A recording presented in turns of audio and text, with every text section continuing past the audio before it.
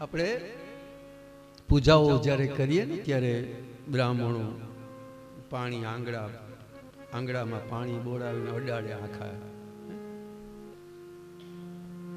સમજાયું હશે કદાચ મે બી. તો આખે પાણી અડાડવાનો હેતુ શું? હેતુ એ છે કે અમારી નજર પવિત્ર રહે, અમારી દ્રષ્ટિ પવિત્ર રહે, અમે જે કંઈ જોઈએ એ પવિત્રતાથી જોઈએ. અને આ પવિત્રતા જો આંખમાં હશે ને તો આ પક્ષીનો કલરવ તમને આનંદ મગ્ન કરી દેશે, તમારો આખો દિવસ સુધરી જશે ભાઈ. પણ નજર જો પવિત્ર હશે તો, બાકી તો એટલે ખાલી આંખે પાણી અડાડવાનું નથી ને, એની પાછળ એની ભાવના છે. આપણી નજર પવિત્ર હોવી જોઈએ.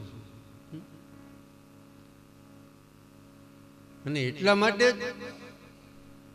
કે ભાઈ જે આનંદ મેળવવા માટે થઈને જે આખું બતાવે છે, વેદવ્યાસ ભગવાન વંદન કરે છે.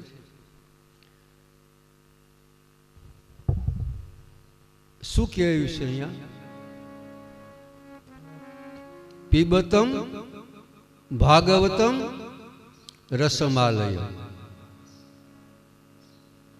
રસ માલય, રસમ અલય. અલયમ એટલે પર્વત. અહીંયા એમ નથી કીધું રસની નદી. રસ તો છે, રસની નદી જોઈએ ને, સ્વાભાવિક જ છે ને. પણ ના, રસની નદી નહીં, રસમાલયમ, રસનો પર્વત છે આ. અને એ આપણે પીવાનું છે. રસ તો પી જ શકાય ને, કે ચાવી તો ના શકાય. એટલે આ રસનો પર્વત છે. ભાગવતજીની આ વિશે વાત કરી છે. ભાગવતજી શું છે, એનો મહિમા બતાવ્યો છે અહીંયા. એને એનું પાન કરવાનું છે. પણ છેલ્લા ચરણમાં વ્યાસજીએ કંઈ પણ દીધું, રસિકા ભુવી ભાવુકા. ગજબ. આના એક એક શ્લોક જો ખરેખર જોઈએ ને સમજીએ ને તો એટલો આનંદ આવે છે. તમને કદાચ અત્યારે સાંભળવામાં જો એટલો આનંદ આવતો હશે તો વિચાર કરો કે આ વ્યાસજીએ જ્યારે આ લખ્યું છે ત્યારે એને કેટલો આનંદ પ્રાપ્ત થયો છે. આ કહેતી વખતે મારા રૂવાડા જ્યારે ઊભા થઈ જતા હોય, મને એમ થાય કે આહા, રસિકા ભૂલ ભાવુકા. કેને? કે જે ભાવનાશીલ, જેનું મન એમાં હશે એને જ આનંદ આવશે. એ જ આ રસનું પાન કરી શકશે, બીજું કોઈ નહીં કરી શકે. કે હમણાં જ મેં કહ્યું ને, પક્ષીનો કલરવ સાંભળીને અમુક લોકો કે મજા આવી ગઈ, ને અમુક એમ કે આ દેકારો હવારના પોરમાં ઉઠા નથી, ચી ચી ચી ચાલુ થઈ ગયા. હવે આ ચી ચી ચાલુ થયા હોય એ જી કહેતું હોય એને આમાં ક્યાંથી આનંદ આવે? આ રસનું પાન કરીને હવે માતમ્યમાં એક વાત આવી છે આગળ, અનાધિકારમ ન દત્વા. આપણે ગઈકાલે માતમ્ય વાંચ્યું ને, આ વસ્તુમાં લખી છે અનાધિકારમ ન દત્વા.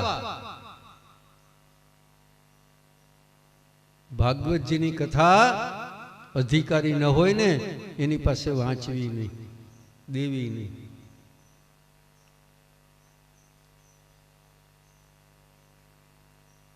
પણ કળિયુગમાં એટલે એટલા માટે લખ્યું છે કે કણલોભાત, એમાં વર્ણન આવ્યું છે, કણલોભાત ગૃહે ગૃહે વિપ્રમ દેહી. પોતાના લોભ માટે થઈને બ્રાહ્મણો આને વેચી છે. આપણે વેચીએ જ છીએ ને. આપણે અત્યારે આ ચાલુ જ થઈ ગયું ને. કોઈ પણ જગ્યાએ તમે આ પ્રસંગ આવો કરવો હોય અને એને કહેવા જાઓ, નોતરું આપો કે ભાઈ તમે અમારે અહીંયા ભાગવતજી વાંચવા આવવાના છે. ભાગવતજી એક નહીં, નાનું કામ હોય તો તમે અમારે અહીંયા સત્યનારાયણની કથા વાંચવા આવવાની છે એમ તમે કહો, એટલે આ પાડે ને પછી પેલો સવાલ તમારો શું હોય? મોસ્ટલી આ અનુભવ છે મારો, શું લેશો?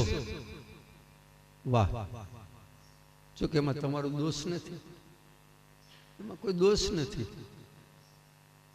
કારણ કે એ આવે ને ઓછું મળે તો વેચાણે કણહાટ થાય ને, આમાં કણહાટ બહુ થાય. તો આ કોઈ વેચવાની વસ્તુ નથી, કળિયુગમાં વેચાય છે અલગ વસ્તુ છે. એટલા માટે જ કહ્યું છે કે અનાધિકારમ ન દત્વા, જે અધિકારી નથી. આ અધિકાર લીલાની કથા છે, એનો પ્રારંભ આપણે થશે. 3 પ્રકારના અધિકાર હમણાં હું કહી ગયો. જે નિષ્કામ હોય, જેનું મન ભગવત ચરણમાં હોય,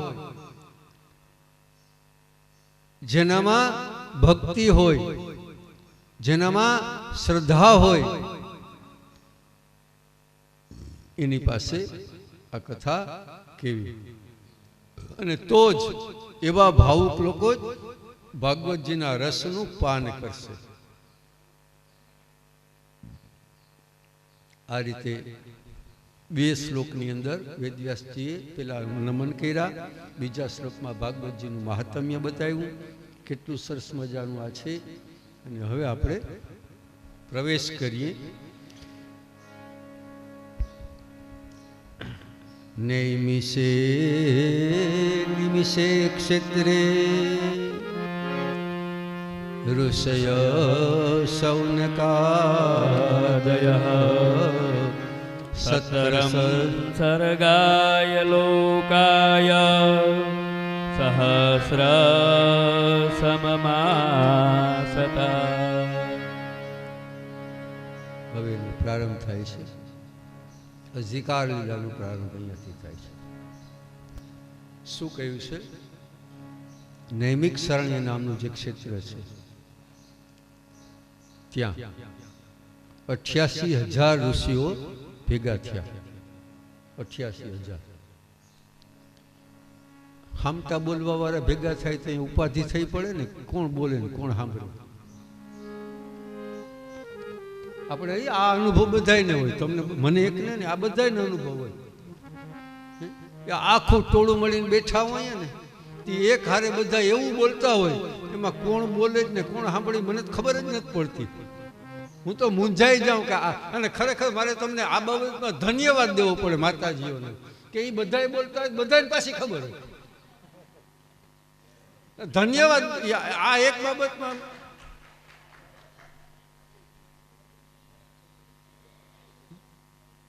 હામટા બોલવા 88,000 વિચાર તો કરો, પણ નહીં. 88,000 ઋષિઓએ વિચાર કર્યો, ભેગા મળ્યા કે ભાઈ બોલવું કે નહીં. એટલે સુત નામના જે પૌરાણિક મુનિ હતા એને એમ કહ્યું કે ભાઈ તમે બોલો ને અમે સાંભળીએ. એને ઊંચા આસન માથે બેસાડવામાં આવ્યા છે. શા માટે?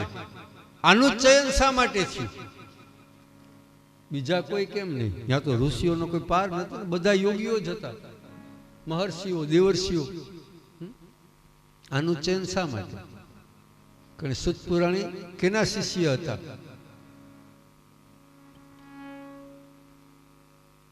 હું તો આ કથાકારને ખાલી પૂછું, હા ખબર છે. સુત પુરાણી શિષ્ય કેના? મજાક, ખોટું ના લગાડતો ભાઈ. હું સુખદેવજી મહારાજના શિષ્ય. પરીક્ષિત રાજાની પાસે સુખદેવજીએ જ્યારે કથા કરી ત્યારે સુત પુરાણી ત્યાં હાજર હતો. એને સાંભળ્યું. અને આપણે કાલ વાત આવી સાંભળવામાં ફેર. તો આ સુત પુરાણીએ જ સાંભળ્યું હતું, પરીક્ષિત ને સુત પુરાણી બે, ત્યાં બીજું કોઈ નહોતું. બધા ન્યાય હતા ને. પણ જે રીતે પરીક્ષિતે સાંભળ્યું, જે રીતે સુત પુરાણીએ સાંભળ્યું, એટલે અહીંયા 88,000 ઋષિઓ કે છે કે હે સુત પુરાણી, તમે અમારા ગુરુ થાવ, અમને કથાઓ સંભળાવો. કે ઊંચા આસનમાંથી બેસે. એને કહ્યું ગુરુ થાવ. અને આ ગુરુ પદ એક એવી વસ્તુ છે, અટાણે માણસને ગુરુ થવાની ખબર નહીં, મને લાલસા એટલી બધી હોય, ધરાળ કોકના ગુરુ સામેથી થાય. આ મારો ચેલો ચાયરું ઓઝા ભાઈ, ગુરુ થવામાં મજા નથી, જરાય મજા નથી. અને ગુરુ થવું, ભાગવતજીમાં એક પ્રસંગ આવે છે આગળ, ગઈકાલે પ્રસંગ એમાંથી થોડોક મેં કહ્યો તો એ જ પ્રસંગ, પણ થોડોક એમાં આગળ જવું પડશે. કે દેવતાઓ સ્વર્ગથી રહિત થઈ ગયા ત્યારે ભગવાનની પાસે પાછા ગયા. પ્રભુ અમારું બધું જટાઈ ગયું, આમાંથી કંઈક રસ્તો કરો ને. એટલે ભગવાન કહે છે કે ભાઈ આ હાલતા ને હાલતા શું કરવા થયું એ તો કયો.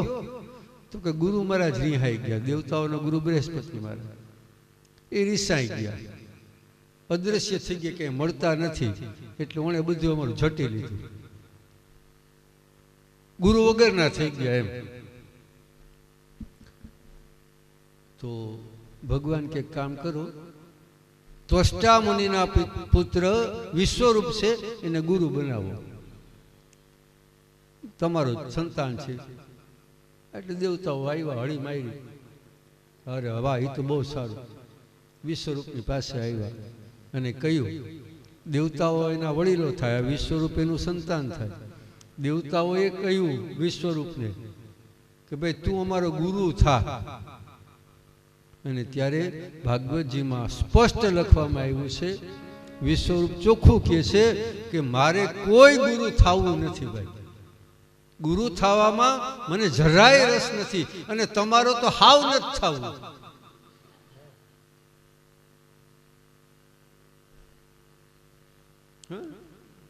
ગુરુ થવું અઘરું છે ભાઈ. હું તો કોઈ હારું ન કોઈના ગુરુ થવું હારામાં હારું. ખબર નહીં અટાણે તો હું આ બધું એવું વિપડું છે.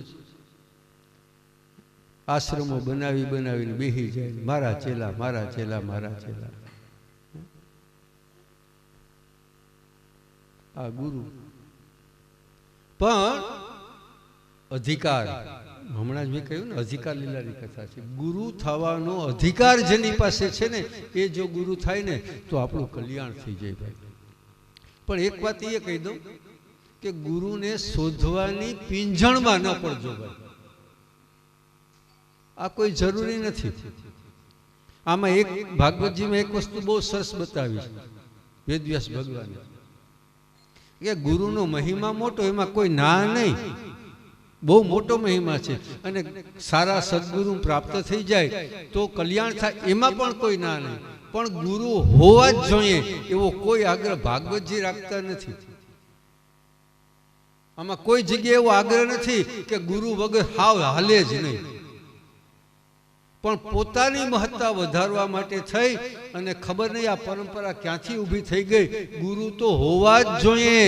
જો તમારા ગુરુ નહીં હોય તો તમે હેરાન થશો. ભાઈ તું જાહેર વારે તારે ચેલા નહીં હોય તો તું હેરાન થાય છે. એટલે આ ધરાળ ગુરુ કરે, ચેલા કરે. કારણ કે ચેલા થાય તો આવક થાય ને. પણ ભાગવતજી બહુ સ્પષ્ટ રીતે કહે છે કે ભાઈ ગુરુ કરવા કોઈ જરૂરી નથી. કારણ એ છે કે જો ગુરુ જેને કરશો એ સદગુરુ નહીં હોય તો શું થાય, તો તકલીફનો પાર ન રહીએ ને. એટલા માટે ભાગવત કહે છે કે ગુરુ ન હોય તો મૂંઝાવમાં ભાઈ, કોઈ જરૂરી નથી. સદગુરુ ન મળે તો એવું કઈ નથી કે તમારું મારું કલ્યાણ નહીં થાય. પણ આપણું કલ્યાણ કોણ કરશે? ગુરુર બ્રહ્મા ગુરુર વિષ્ણુ ગુરુર્દેવો મહેશ્વર ગુરુર સાક્ષાત પરઃ બ્રહ્મા તસ્મૈ શ્રી ગુરવે નમઃ. આપણી પાસે કોઈ ગુરુ ન હોય જરાય ડરવાની જરૂર નથી, જરાય મૂંઝાવાની જરૂર જ નથી. કારણ કે ગુરુ કોણ? ગુરુ બ્રહ્મા, ગુરુ વિષ્ણુ, ગુરુ દેવો મહેશ્વર. સાક્ષાત બેઠા, હામાં જ બેઠા. ખાલી આનામાં ગુરુનો ભાવ પ્રગટ કરી દો એટલે તમારું કલ્યાણ છે. આ ભાવ પ્રગટ થવું જોઈએ. અને એ ઘટના પણ ઘટી જ છે. બહુ વાસ્તવિકતા છે. આ ભાઈ સાબિત કરી દીધું વેદવ્યાસજી આ કે હું ખોટું નથી કહેતો કે આમાં તમે મૂર્તિમાં, આમાં મતલબ હું અત્યારે હવે મારી વાત છે મૂર્તિની. અહીંયા મૂર્તિ તમારી સામે રાખી અને એમાં તમે સાક્ષાત ભાવ પ્રગટ કરો કે આ મારા ગુરુ, એટલે કલ્યાણ થઈ જાય. અને એ સાબિત કર્યું વેદવ્યાસ ભગવાને. શું? બધાયને ખબર છે આ પ્રસંગ, તમામને ખબર જ છે. ખાલી એમ થાય, ઉત્સુકતા થાય કે એકલવ્ય એકલવ્ય ગુરુ દ્રોણ પાસે ગયો કે ભાઈ મને આ બાણ વિદ્યા શીખવાડો. એટલે ગુરુ દ્રોણે કહ્યું કે હું તો ક્ષત્રિયોનો, રાજકુમારનો ગુરુ. અભિમાન. આ ગુરુઓમાં ગુરુ થયા પછી આ ગુરુ એટલે અભિમાન, સમજી લેજો. ગુરુ થયા નથી ને પારો ચડ્યો નથી, અને એ પારો તો પછી ખબર એટલો ચડતો જ જાય. એ હાલવા નીકળે ને તોય 4 જણાને ભેગા રાખે. બોલો, ચાખડી મૂકવા વાળાને, લેવા વાળાને.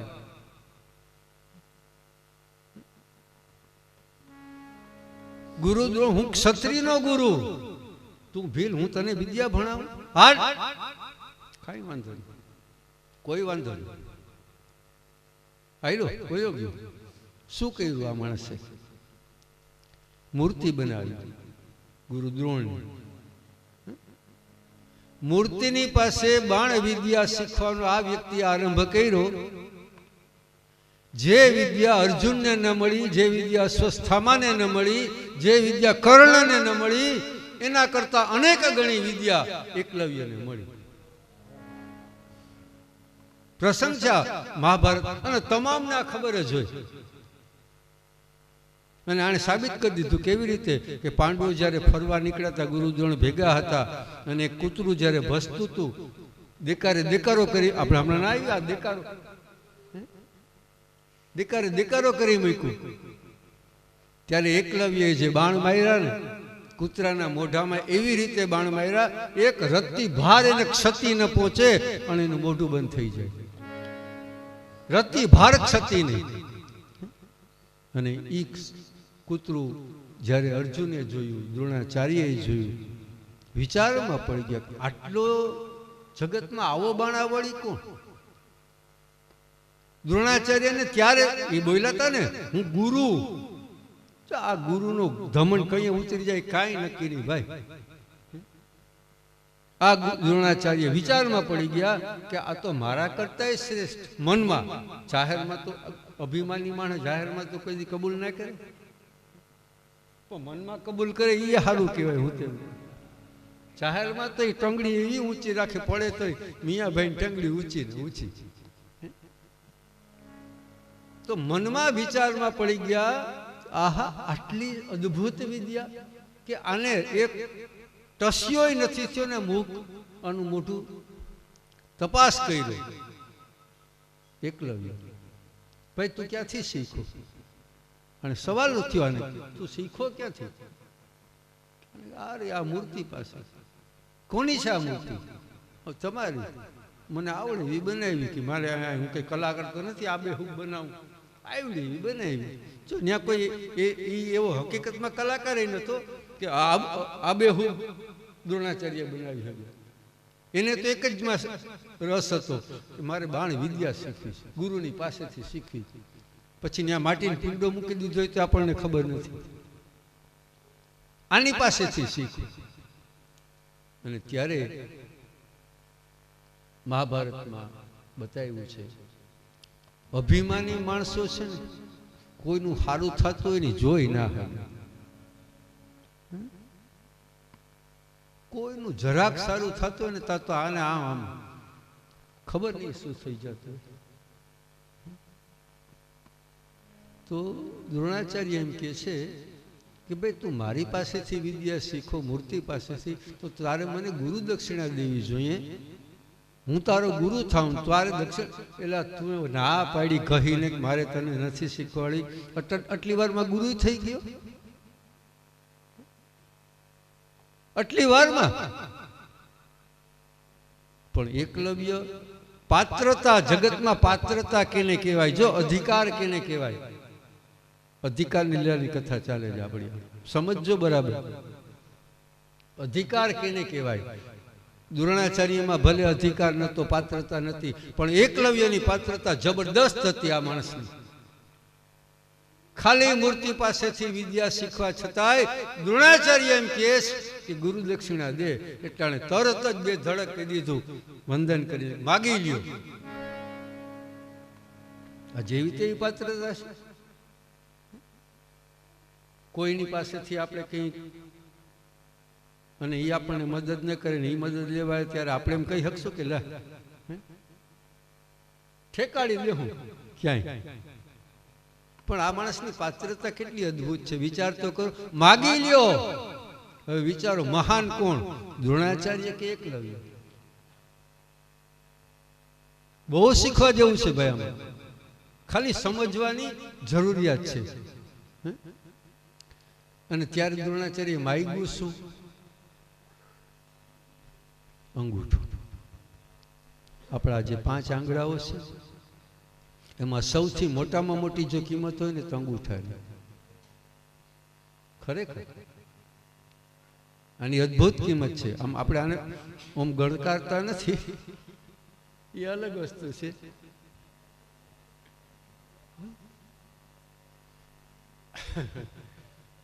એકલવ્યનો અંગૂઠો માગી લીધો, આણે આપી પણ દીધો.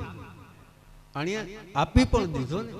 હવે જે વ્યક્તિ અંગૂઠો કાપે, એને ખબર હતી કે આ અંગૂઠો હું આપી દઈશ ને એટલે મારી વિદ્યા નિષ્ફળ હોય, બધી ખબર જ હતી.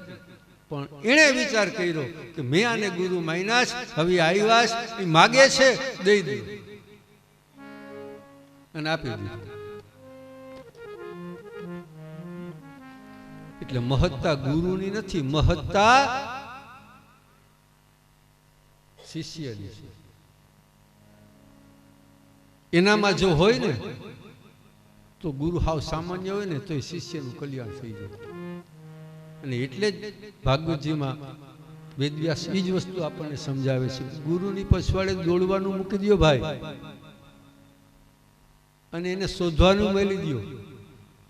માત્ર ને માત્ર તમારા હૃદયમાં એ ભાવના કરો કે મારા ગુરુ આર્યા સાક્ષાત બિરાજે. જે મૂર્તિ, જે સ્વરૂપ, જે ઘરમાં, આપણા ઘરમાં જે બિરાજતું હોય સ્વરૂપ, દરેકના ઘરમાં હોય, જે બિરાજતું હોય, ખાલી ન્યા જો તમારે સદગુરુની ભાવના કરશો ને એટલે બેડો પાર. કોઈની તાકાત નથી અટકાવવાની. તો અહીંયા ગુરુ બનાવવામાં આવ્યા છે સુત પુરાણીને. શું કરવા? એની પાત્રતા હતી, એની લાયકાત હતી. હવે સુત પુરાણીને ગુરુ તો બનાવ્યા, 88,000 ઋષિઓ છે. એટલે જ્યારે વક્તા હોય એ બોલે ક્યારે? કે એને કોઈ પૂછે કે ભાઈ મને તમે આ કયો ત્યારે બોલે ને. એમને એમ તો કઈ બોલવાના નથી. આપણે નક્કી કરી લીધું કે ભાઈ ભાગવતની કથા કહેવાની છે એટલે પછી તમારે મને પૂછવું ન પડે, હું ભાગવતની કથા કહી દઉં. પણ વાત એવું કઈ નહોતું ને. એને જ્યારે બેસાડ્યા ગુરુ તરીકે ત્યારે એવું તો કઈ હતું જ નહીં. એટલે પ્રશ્ન એ થયો હવે કે બોલવું શું? હવે પ્રશ્ન પાછો એ છે કે બોલવું શું તો પૂછે કોણ? 88,000 એક હારે પૂછે તો શું થાય? હમણાં આપણે એટલે જેમ વક્તાની પાત્રતા હોય ને એમ હવે જો આ શ્રોતાની પાત્રતા આવી છે. અને ત્યારે સૌનક નામના ઋષિને પ્રશ્ન કરતા બનાવવામાં આવ્યા કે ભાઈ તું આમાં ઉત્તમ છો અમારા બધામાં, તું સારી રીતે પ્રશ્ન પૂછી શકીશ એટલે તું પ્રશ્ન પૂછો. સુત પુરાણી વક્તા છે, સૌનક પ્રશ્ન કરતા છે, અને બાકીના 88,000 શ્રોતા છે. મૌન, એક બોલે એક પૂછે, એક બોલે એક પૂછે, અને એ વસ્તુ એનો આપણે પ્રવેશ કર્યો નૈમિક સારણીમાં. અહીંયા આવી રીતનું સત્રનું આમાં આમ લખ્યું જ છે, સત્રનો પ્રારંભ. કારણ કે જ્ઞાન આપણે લોકભાષામાં આને જ્ઞાન યજ્ઞ કહીએ લખીએ ને, પણ આ યજ્ઞ નથી, આ સત્ર છે. યજ્ઞ તો ઓને જ કહેવાય, સ્વાહા. જોકે એમાંય પ્રકારો ઘણા બધા છે. યજ્ઞમાં ઘણા પ્રકારો છે ને ભાઈ. એટલે એ અત્યારે થોડીક વાર એક બાજુ રાખીને આગળ નકર પાછું કાલ જેવું થાય.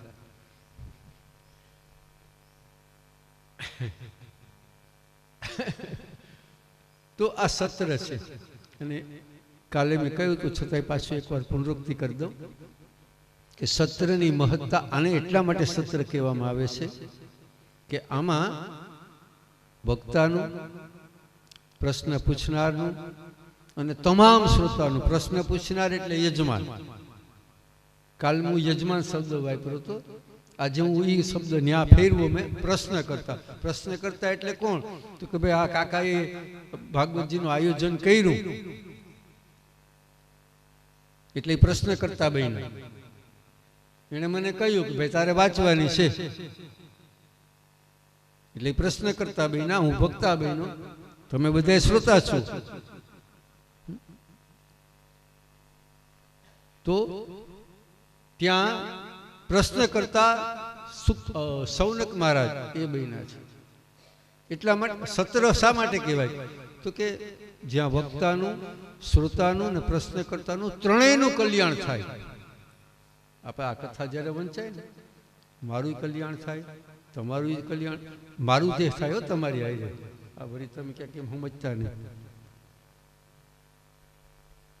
જેટલું થાય એટલું, થોડુંક તો થોડું તમારા બધાને આશીર્વાદ હશે તો એ જરૂરી છે મારે માટે. હા, આ મારા માટે બહુ જરૂરી છે. તમારા આશીર્વાદ હશે ને તો મારું કલ્યાણ. કારણ કે તમે આશીર્વાદ દેવાને ઠેકાણે છો, હું નમવાને ઠેકાણે છું. ભલે જેટલી જગ્યાએ હોય એટલી જગ્યાએ. અહીં ગાદીમાંથી બેઠો એટલી વાર ભલે, બાકી નીચે ઉતરો એટલે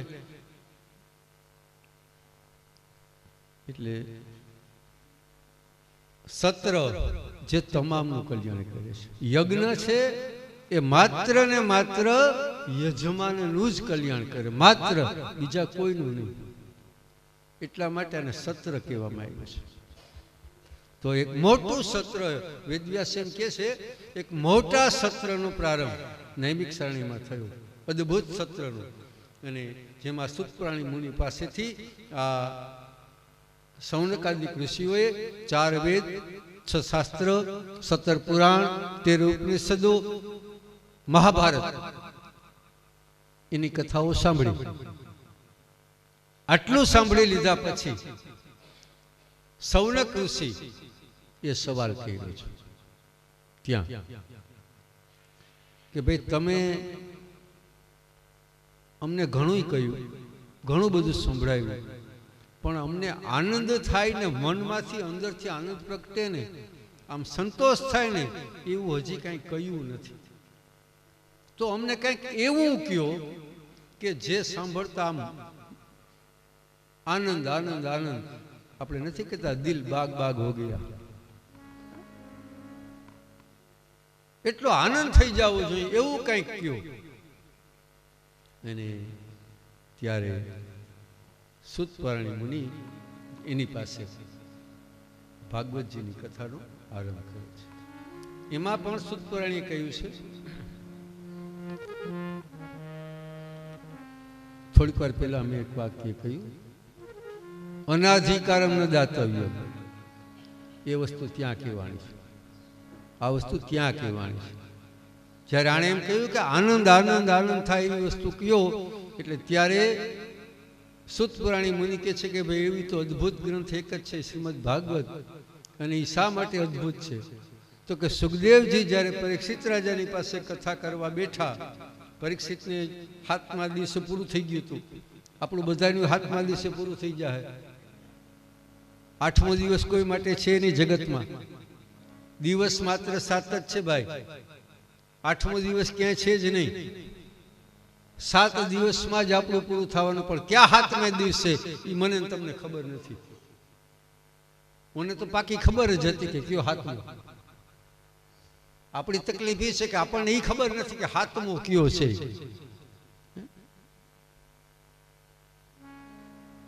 તો સુખદેવજી જ્યારે પરીક્ષિત રાજાની પાસે બેઠા એ સમયે દેવતાઓ ઇન્દ્રાદી હળી મારી અમૃતનો કળશ લઈને સુખદેવજીની પાસે આવ્યા. મહારાજ જાળવો.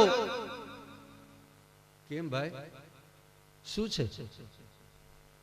આ કથાને ન કહ્યું. જો વાતચીતનો પ્રારંભ ક્યાંથી થયો જોજો, બરાબર સમજજો. દેવતાઓએ કેવું જાળવો, આ કે શું કરવા? તો કે આ કથાને ન કહ્યો. પરીક્ષિતને આ કથા ન કહ્યો. કેમ? તો કે આને 7મા દિવસે બીક છે ને તક્ષકની. તો કે હા, એને બીક ન રહેવા દઈએ અમે. કેવી રીતે ન રહેવા દે? તો કે અમૃતનો કળશ લઈ આવ્યા છે અને અમૃત પાઈ દે ને આવા 1000 તક્ષક આવે તો એનો વાળ વાકો નહીં થાય. પાઈ દો, અમૃત પાઈ દો. અને આ કથારૂપી અમૃત એનો એ અમને આપો. એટલે સ્વર્ગના અમૃત કરતા કથારૂપી અમૃત શ્રેષ્ઠ તો એને સાબિત કરી દીધું ડાયરેક્ટ. એમાં મારે તમારે કઈ બોલવા જેવું ન રહ્યું. પણ સુખદેવજી એને ઠપકો આપ્યો છે. અને ત્યારે સુખદેવજી સ્પષ્ટ બોલે છે કે અનાધિકારમ ન દત્વા. તમે આના અધિકારી નથી. સ્પષ્ટ કે દેવતાઓને, સુખદેવજી દેવતાઓને કે તમે આના અધિકારી નથી. વિચારો, આપણે દેવતા છીએ મહાન, તો જ તમારી પાસે મારી પાસે હાલે. આપણે આને એટલા તો અધિકારી છીએ ને. શું કરવા? દેવતાઓએ શું કર્યું કે આને ન દો. હવે પરીક્ષિત રાજાની પાસે સુખદેવજી કથા કરવા બેઠા ત્યારે અહીંયા 2 જ જણા હતા. પશુઓ, પક્ષીઓ, ઋષિઓ, મુનિઓ બધા હતા ને. સુખદેવજીએ કોઈને કીધું કે તમે વયા જાવ? આને એકને જ કીધું સુખદેવજીએ.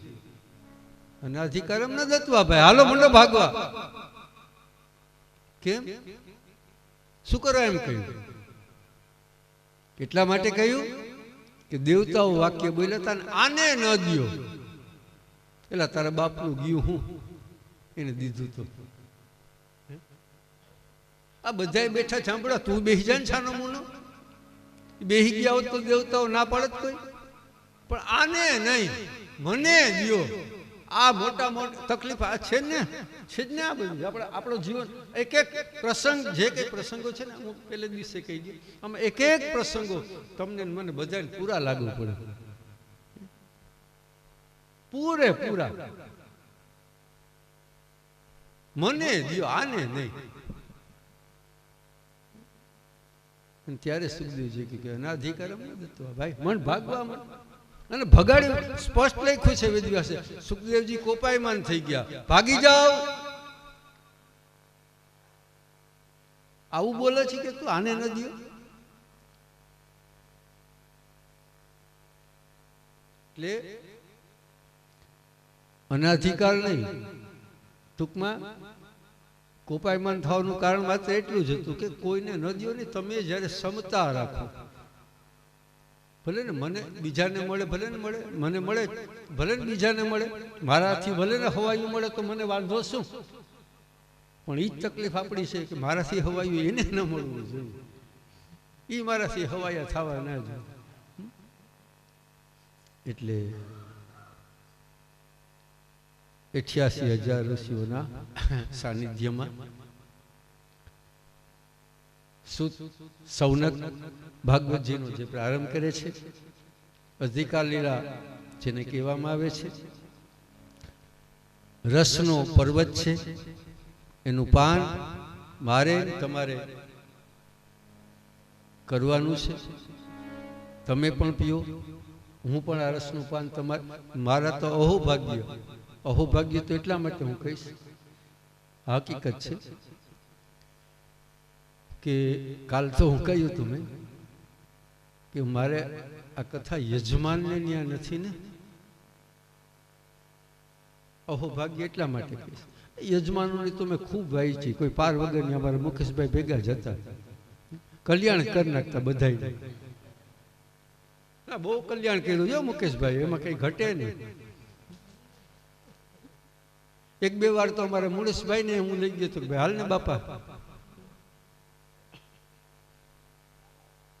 એ યજમાનોને તો ખૂબ વાંચી, પણ અહોભાગ્ય હું એટલા માટે કહીશ કે આ મારો પરિવાર છે, તમે બધા મારા. ખરેખર એની સાથે એ પણ ખરું કે મારા જે કાકા છે, મારી માથેનો અદ્ભુત ઉપકાર છે જૂનો. આ તો મોટો થયો, બીજો આ બીજો થયો, હવે વૈધો એ ઋણ હું ચૂકવી નહીં શકું ક્યારે, આ ઋણ નહીં ચૂકવાય. એણે કદાચ મને એમ કીધું હોત કે હું કથા કરું તારે આવવાનું છે કુટુંબ તરીકે, તો હું ના પાડત નહીં. એણે એમ નથી કીધું, સ્પષ્ટ કહ્યું તારે જ વાંચવાનું છે.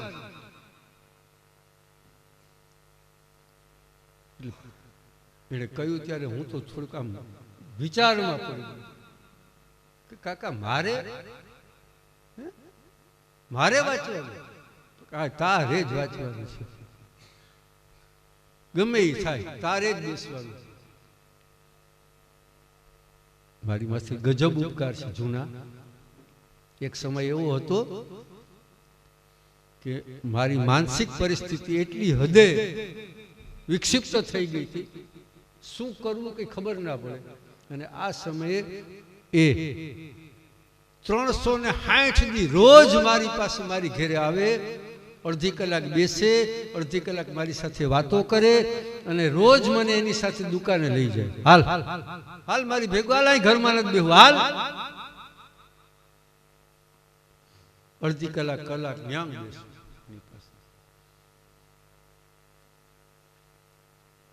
એ વસ્તુ ત્યારે મને નથી સમજાણી નથી ભલે,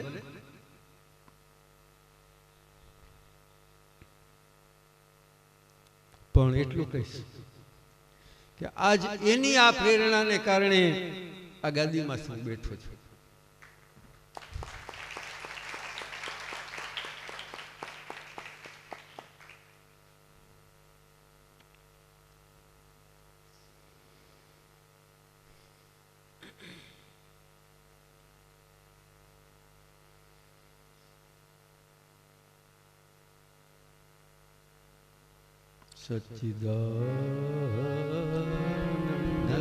સચ્ચિદાનંદરૂપાય વિશ્વોત્પત્યાદિહેતવે તાપત્રય વિનાશાય કૃષ્ણાય વયં નમઃ.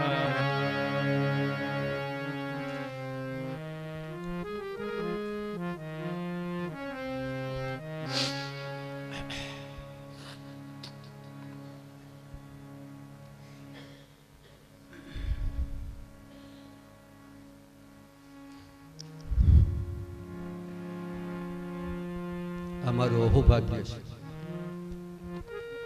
અને એ પણ કેવું સ્થળ,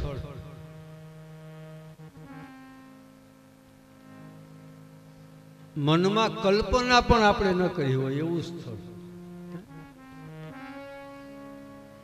મહાદેવજીનું સાનિધ્ય તો બરાબર ઘણી જગ્યાએ મહાદેવજીના સાનિધ્યમાં તો કથાઓ વાંચી હોય, માતાજીઓના સાનિધ્ય ઘણી જગ્યાએ વાંચી હોય, પણ નર્મદા નદીને કિનારે, જગદંબા માતા નર્મદા મૈયાને કિનારે આ લાભ, અનન્ય લાભ. એટલે મારું તો અહોભાગ્ય છે, પણ તમારું બધાનું પણ અદ્ભુત અહોભાગ્ય છે ભાઈ, મારું એકલાનું નહીં. તમે ખાલી આટલું મગજમાં રાખજો કે આપણે નર્મદા માતાને કિનારે આવ્યા છે.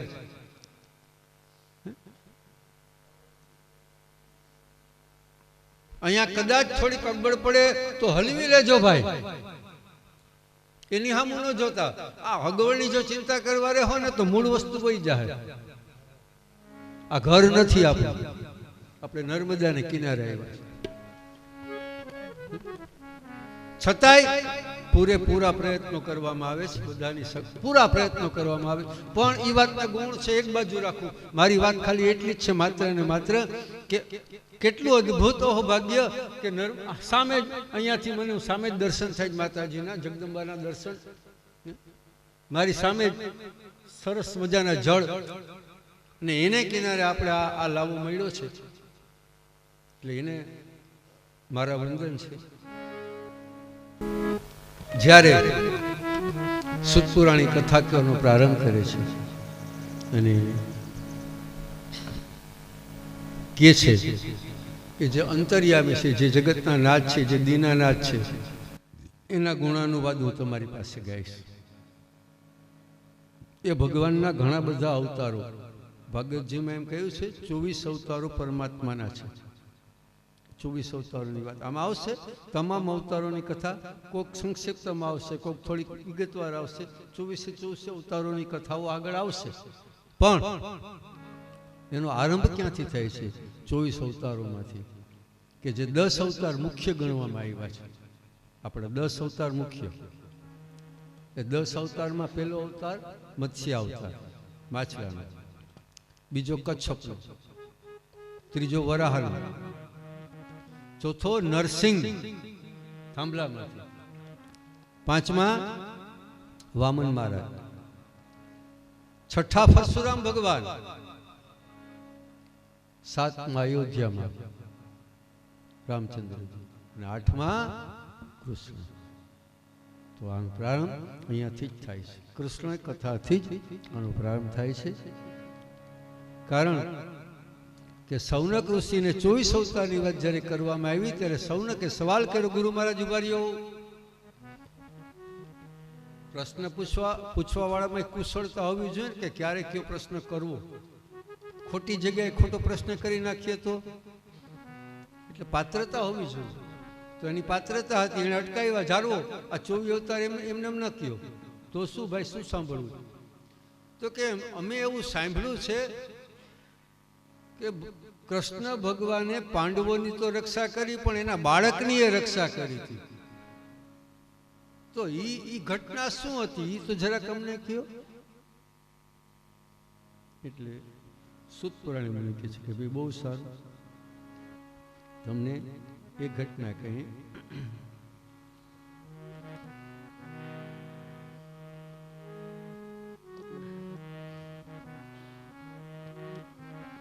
પરીક્ષિતો યરાજર્ષે જન્મ કર્મ વિવિલાપનમ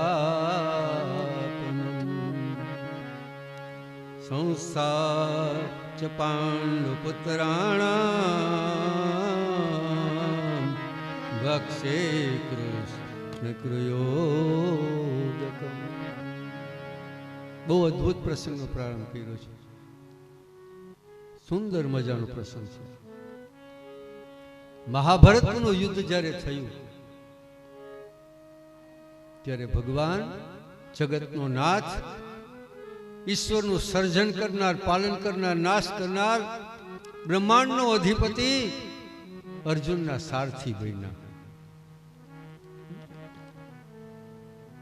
સારથી બનીને રક્ષણ કર્યું છે.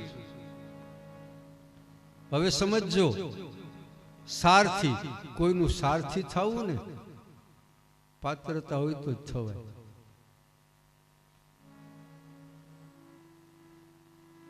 સારથી થવું સહેલું નથી.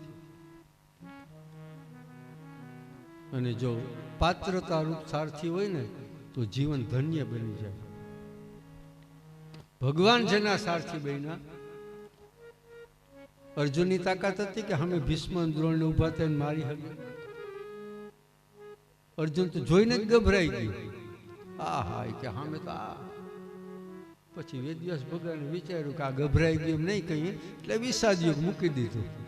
ત્યાં થોડુંક મહત્તા તો રાખવી પડે, વિષાદ યુગ મૂકી દીધું. ભગવાનને કે સામે મારા જ છે, મારે જ મારવાના. અને ત્યારે ભગવાને અદભુત ગીતાજીનું જ્ઞાન આપ્યું. અને એ ગીતાજીનું જ્ઞાન સાંભળ્યા પછી અર્જુને કહી દીધું તમે કયો એમ કરીશ. જો ત્યાં અર્જુને એમ નથી કીધું કે હું મારીશ. ગીતાજીના જ્ઞાનના અંતમાં અર્જુન કહે છે તમે જેમ કહેશો એમ હું કરીશ. શરણાગતિ, આ શરણાગતિ સ્વીકારતો જો આવડી જશે ને ભાઈ, આ બહુ જરૂરી છે. સારો પ્રસંગ હોય ઘરમાં, આપણને ખબર ન પડતી હોય તો એવી વ્યક્તિની શરણાગતિ સ્વીકારી લ્યો, એને કહી દો કે ભાઈ બધું તમને હોય, તમને જેમ ઠીક લાગે એમ કરો, અને જોઈ લો એ પ્રસંગની જમાવટ.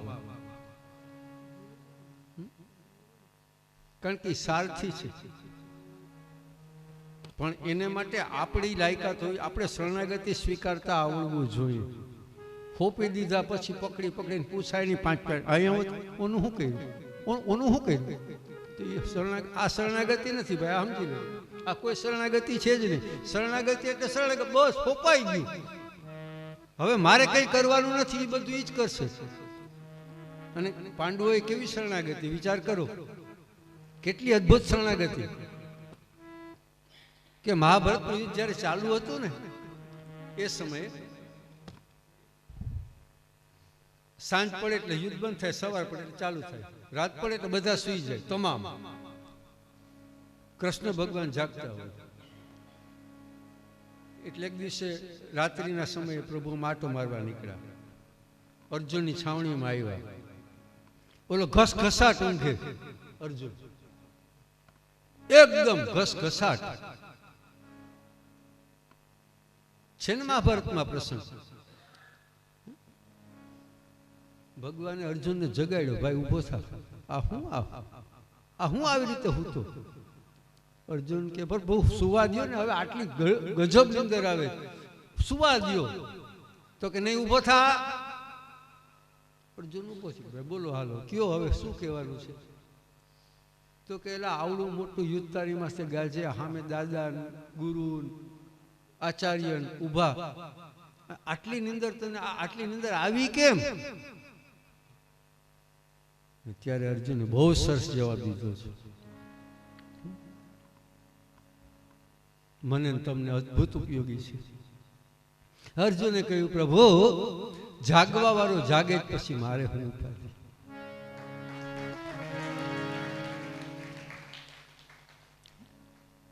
જો આ શરણાગતિ કહેવાય. અને આવી શરણાગતિ જો સંસારમાં સ્વીકારી લેશું ને તો આપણું કોઈ કાર્ય નિષ્ફળ નહીં. આ હું શીખો ચાહીથી હકીકત કહું, હકીકત છે આ. ખરેખર જીવનની અંદર આપણા જીવનના તમામ પ્રકારના કેવી રીતે ખાવું, હું બેહવું, બધું ભાગવત શીખવાડે છે આપણને. એટલે સુતપુરાણી મુનિ કહે છે કે મહાભારતના યુદ્ધમાં પાંડવોની રક્ષા ભગવાને કરી, અને કર્યા પછી અભિમન્યુના પત્ની ઉત્તરા, જેના ગર્ભમાં બાળક હતા, એની હત્યા કરવા માટે અસ્વસ્થામાં જ્યારે બ્રહ્માસ્ત્ર છોડ્યું ત્યારે ભગવાન એની રક્ષા કરી. સૌને કે પૂછ્યું ગુરુ મારે તમે તો હાવ ઝપટથી કહી દીધું કે હું બ્રહ્માસ્ત્ર છોડી દીધું ને, પણ આ થયું શું કરવા એ તો કયો. આપણે ટૂંકમાં પ્રસંગ લઈ લે, બહુ ટૂંકમાં બિલકુલ. કે યુદ્ધ પૂરું થઈ ગયું, મેદાનમાં દુર્યોધન પડ્યો તો, મરણની ઘડી છે, મરણ આવતું નથી. અસ્વસ્થામાં કીધું કે તું મર કેમ, તો કે વરદાન છે હર્ષ ને સુખ ભેગા ન થાય તો મરવું નહીં, ભેગા કર. તો કે હવે હું બાકી રહ્યું, તો કે જેના હાટું યુદ્ધ કર્યું હતું તો પાછે એમને છે સલામત, આ બાકીના જ વયા ગયા બધા. આનું કંઈક કર. અસ્વસ્થતામાં કે હાલ હું મારી આવું, આજે જ મારી આવું, તારા ચરણમાં નાખી દઉં. સારું. એટલે રાત્રિનો સમય, તમામ લોકો સૂઈ ગયા છે. અસ્વસ્થતામાં પાંડવોની છાવણીમાં પ્રવેશ કરે છે. ભગવાનની લીલા ચાલી અદ્ભુત. અસ્વસ્થતામાં જે છાવણીમાં પ્રવેશ કર્યો છે એમાં 5 પાંડવોને બદલે દ્રૌપદીથી થયેલા 5 પુત્ર સૂતા છે. ઘનઘોર અંધારી રાત છે, અમાસની રાત જેને કહેવાય. હાથમાં હાથ ન સૂજે. 5 જણા સૂતા એટલી ખબર પડી. અસ્વસ્થતામાં એ જોયું કે 5 છે એટલે 5 તો પાંડવો જોઈ ને, આમાં ક્યાં જ વિચારવાનું. 5 માથા ઉતારી લીધા, પોટલું બાંધીને ભાગ્યું. દુર્યોધનની પાસે આવ્યો તો મોહ ઉજળું થઈ ગયું. પોટલું દુર્યોધનના ચરણમાં નાખ્યું, લે ભાઈ આ 5 દુશ્મનના મસ્તક ઉતારી, હવે ગતિ કર. અને દુર્યોધન પોટલાને લાત મારે છે, પડ્યો. અને જ્યાં લાત મારી ત્યાં દુર્યોધનની રાડ ફાટી ગઈ. અસ્વસ્થતામાં અમારા દુશ્મનના માથા નથી, પોટલું ખોલ. અસ્વસ્થતામાં પોટલું ખોલ્યું અને દ્રૌપદીના 5 બાળકો જ્યાં જોયા, અને દુર્યોધનને એક ક્ષણ પહેલા કેવો આનંદ થઈ ગયો કે મારા દુશ્મન, અને જેવા આને જોયા દુર્યોધનની રાડ. અસ્વસ્થતામાં આ શું કર્યું તે? પિંડદાન દેવાનો, અમારે માટે પિંડદાન દેવાવાળો રેવા ન દીધો. આ શું કર્યું? એ જ ક્ષણે એના પ્રાણ છૂટી ગયા. આ જ ક્ષણે એના પ્રાણ છૂટી. અહીંયા છાવણીમાં સવારે ખબર પડી, કલ્પાન ચાલે છે. અર્જુને પ્રતિજ્ઞા કરી કે તારા દીકરાના માર્તલને મારી અને એના માથામાંથી બિહાડીને સ્નાન કરીશ. ઉતાવળા સ્વભાવરા આપણામાં કહેવત છે. એટલે તો કહ્યું ને વ્યાસજીએ કે ધીરા કુશલા વક્તા ધીર હોવા જોઈએ. આણે પ્રતિજ્ઞા કરી જ લીધી, ખબર નથી એને કોણે માર્યા. પ્રતિજ્ઞા જ કરી નાખી, જેણે તારા દીકરાને માર્યા એનું માથું ઉતારીને એના માથામાંથી બિહાડી સ્નાન કરીશ. એટલે વિચાર તો કર કે તું માથું ઉતારી કે નહીં. પ્રતિજ્ઞા કરી લીધા પછી ભગવાનને પૂછ્યું કે હવે આ જાવું ક્યાં? કારણ કે શરણાગતિ તો એની હતી ને, આ જાહું ક્યાં? ભગવાન કે હાલ ભાઈ જાય, આવે બહાર તો નીકળીએ, જે હશે એ ખબર પડી જશે. રથ લઈને નીકળ્યા. અસ્વસ્થતામાં એ રથ જોયો, ભાઈગા. ભગવાનને આંગળી ચીંધી કે જો આ તારો દુશ્મન, તારા દીકરાનું માર્તલ આવ્યું. અને જ્યાં અસ્વસ્થતામાંની માથે નજર પડી, અર્જુનની હાથમાંથી ધનુષ મુકાઈ ગઈ. ગુરુપુત્ર પણ પ્રતિજ્ઞા તો થઈ ગઈ હતી દ્રૌપદી પાસે, માથું તો ઉતારી આવીશ. એટલે મૂંઝાણો અર્જુન, કરવું શું? એટલામાં અસ્વસ્થતામાં એ વિચાર્યું કે યુદ્ધમાં તો હું આને પહોંચીશ નહીં. અર્જુન મારી રક્ષા કરીશ. અસ્વસ્થતામાં એ બ્રહ્માસ્ત્ર મૂક્યું, અને જેવું એને બ્રહ્માસ્ત્ર મૂક્યું અર્જુનની રાડ ફાટી ગઈ. હે કૃષ્ણ, હે મહાયોગી, હવે આનું શું કરવું? તો કે તું એ મુખ આમું બ્રહ્માસ્ત્ર વારી લે. એટલે આને આમ મૂકીને વારી તો લીધું અને બાંધીએ લીધું. પણ બાંધી અને જ્યારે અહીંયા લઈ આવે છે,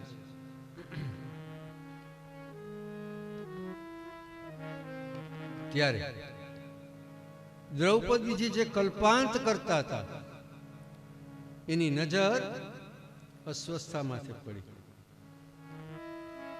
અને અર્જુન કહે છે દ્રૌપદીને કે આ તારા પુત્રનો માર્તલ છે.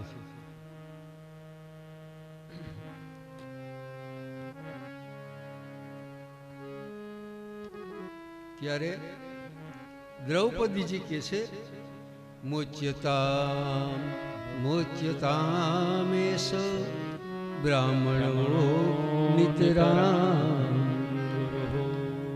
જો દ્રૌપદીજી 5 પતિના પત્ની હતા અને છતાંય મહાસતીમાં એનું નામ આવે છે.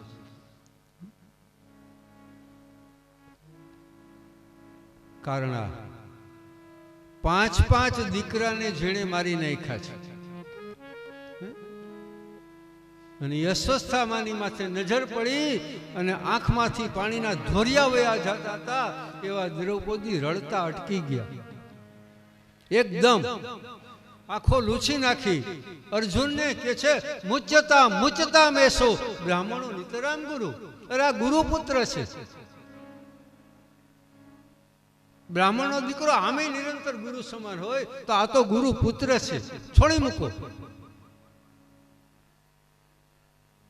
હવે ધર્મ સંકટ અર્જુનને આવ્યું, કારણ કે પ્રતિજ્ઞા લઈને બેઠો છે ભાઈ. અર્જુન ભગવાનની સામું જોયું કે આમાં કઈક રસ્તો બતાવો. એટલે ભગવાને તો કીધું કે અર્જુન મને તો બહુ ખબર ના પડે, પણ એટલું કહું કે આતતાઈને હણવામાં કોઈ વાંધો નહીં, બ્રાહ્મણના દીકરાને મરાય નહીં. ભગવાને બે વાત કરી, બ્રાહ્મણના દીકરાને મરાય નહીં, આતતાઈને હણવામાં વાંધો નહીં. એટલે હાય નહીં નાય નહીં. જો આ ઘણી વખત કોકની સલાહ લઈએ ને, જો સમજજો, કોકને કંઈક પૂછે ને સલાહ લઈએ ને, એટલું સરસ આવી રીતે ગોળ ગોળ બોલશે કે આપણે તો વિચાર થઈ કારણ કહ્યું.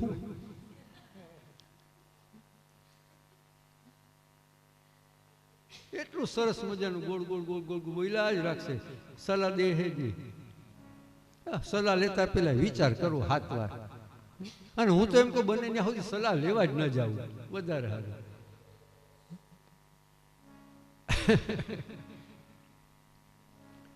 ભગવાને ગોળ ગોળ જવાબ દીધો છે. એટલે હવે અર્જુને વિચાર કર્યો. અસ્વસ્થાના મસ્તકમાં મણી હતો, એ મણી લઈ લેવામાં આવ્યો અને એ મણીમાંથી બેસી દ્રૌપદીજી એનું સ્નાન કરાવ્યું. પણ હવે આ બધી ઘટના પૂરી થઈ ગઈ પછી અસ્વસ્થામાં તો છોડી મૂકો ને, પણ મણી લઈ લીધો ને જ્યારે, અસ્વસ્થામાં એટલો ભયંકર ક્રોધ ચડ્યો કે હવે હાવાનો નાશ કરી દો કુળનો. એટલે ફરી એકવાર બ્રહ્માસ્ત્રની સંધના કરી ઉત્તરાના ગર્ભમાં રહેલા જીવ એને સંધાન કરી છોડ્યું. અભિમન્યુના જે પત્ની છે રહેલા છે ઉત્તરા, એણે જોયું કે આ તો આપત્તિ આવે છે. પાહિ પાહિ મહાયોગી દેવ દેવ જગત્પતે નાન્યમ ત્વદભયં પશ્યે યત્ર મૃત્યુઃ પરસ્પરમ. હે યોગી પુરુષ, હે પ્રભુ, હે પરમાત્મા, હે જગતના નાથ, બચાવો બચાવો બચાવો. ભગવાન કે મા ભૈષ્ઠ ગભરા, તારો વાળવા કોઈ નહીં થાય, શાંતિ રાખ, તને કઈ નહીં થાય. એક ક્ષણે પરમાત્માએ સૂક્ષ્મ સ્વરૂપ અંગૂઠાના ટેરવા જેવું, અને ટેરવું કહે સૂક્ષ્મ સ્વરૂપ ધારણ કરી ગર્ભમાં પ્રગટ થયા છે. પરીક્ષિતને ચારે બાજુ જે ગર્ભ હતો એને ચારે બાજુથી રક્ષા. બ્રહ્માસ્ત્રએ જોયું કે હવે ત્યાં તો જગતનો નાથ છે, એટલે એ ભગવાનના ચરણમાં વંદન કરીને એ રવાના, ગર્ભ બચી ગયા. પણ આની રક્ષા કર્યા પછી મહાભારતનું યુદ્ધ તો પૂરું થઈ ગયું હતું, રાજગાદી યુધિષ્ઠિરને મળી ગઈ હતી. આ એક છેલ્લું કાર્ય બાકી હતું, એની જ્યારે રક્ષા કરી એને કર્યા પછી ભગવાન પાંડવોને એમ કહે છે કે ભાઈ હવે દ્વારકા જવું, ઘણા સમયથી આવ્યો છે, બધા મારા રાહ જોતા હશે, મારા માતા પિતા બધા રાહ જોતા હશે, દ્વારકાવાસીઓ, એટલે હું રજા લઉં. બધાએ આગ્રહ કરવા માંડ્યા, થોડુંક રોકાવ, થોડુંક રોકાવ. ભગવાન કોઈને હા નથી પડતો, બધા કહી દીધું કે મારે તો જવું છે, એક જ વાત, હું રોકાઈશ નહીં, પાકું થઈ ગયું. કુંતા માતાજીના ચરણમાં વંદન કર્યા, ભગવાને કે ભાઈ બા રજા આપો, હું જાઉં જ છું.